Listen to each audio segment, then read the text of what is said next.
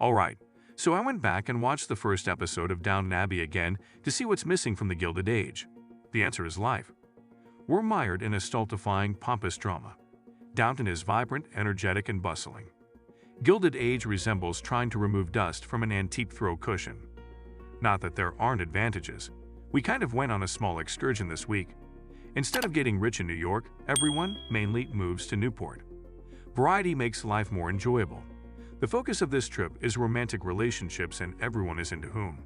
But Bertha and George Russell are the only couple that really click, and we only get to see them make out for about 3 seconds in the conservatory. Look, we're going to need to see them clash with a wall at some point if you're going to have socially repressed individuals in high society. The other option is to stare passionately and intently in parlors, a la Mr. Darcy. When it comes to Gladys' standing in society and her decision to accept a marriage proposal from a man whose family has a respectable reputation, George is less worried than his wife Bertha. It's surprising to hear him remark that he wants his girlfriend to marry him for love, but it only goes to show that George Russell is capable of being a softie when the time comes. Just never had his employees form a union. Here's where the Gilded Age Season 2 Episode 2 starts. Gladys is delaying going to the Russell family's new Newport estate for the summer until she's finished responding to Oscar Van Ryn's proposal of marriage. After Oscar writes to George requesting Gladys's hand in marriage, the father and daughter have an open discussion over the proposal.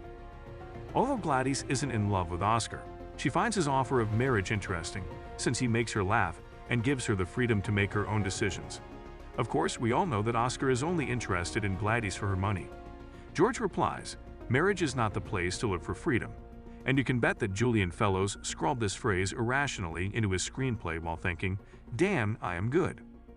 Despite the fact that George is an astute businessman and is aware that Oscar did not propose out of love, he may not be aware of Oscar's sexual preferences. George advises Gladys to hold off on getting married until she finds real love, saying that he will back her in doing so. They'll gently let Oscar down in the interim. He's not gentle at all when the time comes. Despite how classy and calm Oscar is with George, George firmly declines his proposal for a marriage of convenience and then banishes him from his office. Oscar becomes even more depressed after George shuts him down in last week's episode, in which a distraught and inebriated Oscar got banged up for making approaches on a man in a bar after feeling ignored by Gladys. He then lies around on his mother's couch like a despondent fish. Oscar is depressed, and Aunt Agnes is still irritated by her niece Marian's covered work as an art teacher at a ladies' school, even though Marian is demonstrating that she is an excellent educator. Both Dashiell and one of her students, Frances Montgomery, have taken a liking to her. Dashiell's father is Marian's cousin-in-law. Aunt Agnes is not angry that Peggy Scott wants to return to work as a secretary for her, but she is upset that Marian is taking employment for herself. Agnes treats Peggy with such kindness. If only she would save a little bit of that kindness for Marian. Unfortunately, Peggy is not a blood-related who could damage the family's reputation.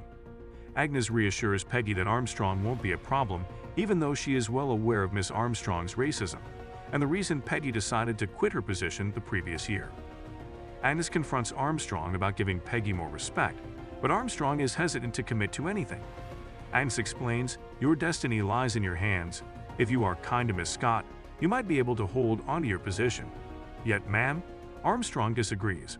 Armstrong can keep her work if she just refrains from racism, but old habits are hard to break. Armstrong continues to treat Peggy like a subhuman when they do connect, and Peggy calls her out by quoting the wise and sage Candy Burris, who once stated, "Don't start none, won't be none."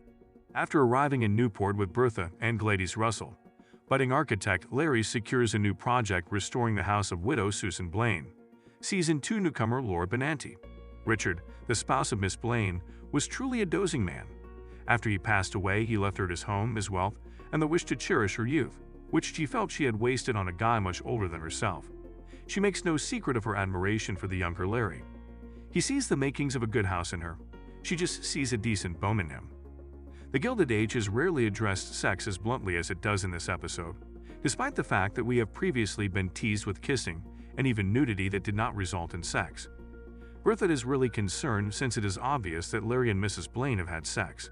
She tells her son, "Decent women don't sleep with men half their age," since, of course, her main concern is how the relationship will affect their family's reputation. Later, in their mansion's plant chamber, Bertha and George seem to be having sex. Old marrieds are still capable. When everyone else from society, including the Fanes, Oscar, Marion, Dashiell Montgomery, etc., arrives in Newport, they all go to the casino to watch a tennis match. Sears, a Harvard classmate of Larry's, is taking part in the match. Although not directly related to the plot, it is crucial to note that Sears was a real person and one of the first well-known American tennis players, given how frequently the name Sears is mentioned. By putting Marion in touch with Edward Morgan, the colleague of her husband Charles, Aurora Fane tries to do her a favor, but Morgan is a boring, inebriated and dandy. Marion makes several courteous attempts to get away from him. Has there ever a more accurate representation of what it's like to be a woman? It's interesting to note that Marion flirts with Larry Russell, who Miss Blaine noticed, and cousin Dashiell at the tennis club, while they're doing their hardest to save Marion from Morgan. Dashiell tells Marion that he owes her a treat because she helped him with a wager on the game, which he wins. This offers them the opportunity to spend at least one more moment together in the future. We heard a lot about how poor old Aunt Ada has never found a man in the Gilded Age season opener.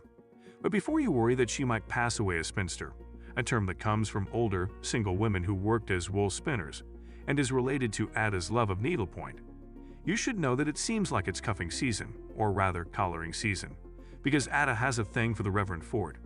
If you're worried that Ada might start dating a clergyman, don't be. He's an Episcopal and is free to be married. The Reverend, who just moved to New York from Boston, poks his way over to have tea with the Van Ryans. Leonard is not an exception to the rule that the Boston accent is a mystery that has escaped practically every actor to attempt it. Although it's more of a diversion than a character feature, his is acceptable, and that's not his fault. Ada bombards him with personal questions throughout the tea, and after he leaves, Agnes chastises her for it. Agnes chastises her sister, saying, "Hardened criminals have answered fewer questions in the dock." While dealing with Gladys revealed George Russell's softer side. We also saw his nasty businessman side when he found out that Chicago workers had been going on strike to protest their pay and working conditions. Russell's business could be threatened if his iron and steel workers in Pittsburgh followed suit, so he instructs his right-hand man, Clay, to bribe Henderson, the union representative in Pittsburgh, to keep his men in line. Clay fears, suppose he's a man of principle. Henderson, it turns out, is a principled man who is hard to buy off. In order for George to bribe Henderson in person, Clay and Russell arrange for Henderson to travel to New York. George shocks Bertha by traveling to Newport to attend a party hosted by Mr. McAllister in an attempt to decompress. Bertha has learned through McAllister that Mr. Joshua Winterton, a wealthy old friend, and his new wife are scheduled to attend the party. It is possible that they will be inclined to assist Bertha's efforts to support the Metropolitan Opera House. George is stunned and Bertha's blood turns cold when the Russells meet the Wintertons, because Miss Turner, Bertha's former lady's maid who was fired the previous season and who attempted to woo George, is none other than the enigmatic Mrs. Winterton, the new wife who married into ancient money. Before leaving the Russell home after being dismissed in the previous season, Turner said to George, "Perhaps we'll meet again." Looking back, it appears that she was aware of the game she was playing all along, as Oscar found a resurrected form in Maud Beaton, the woman who may or may not be Jay Gould's illegitimate child. It appears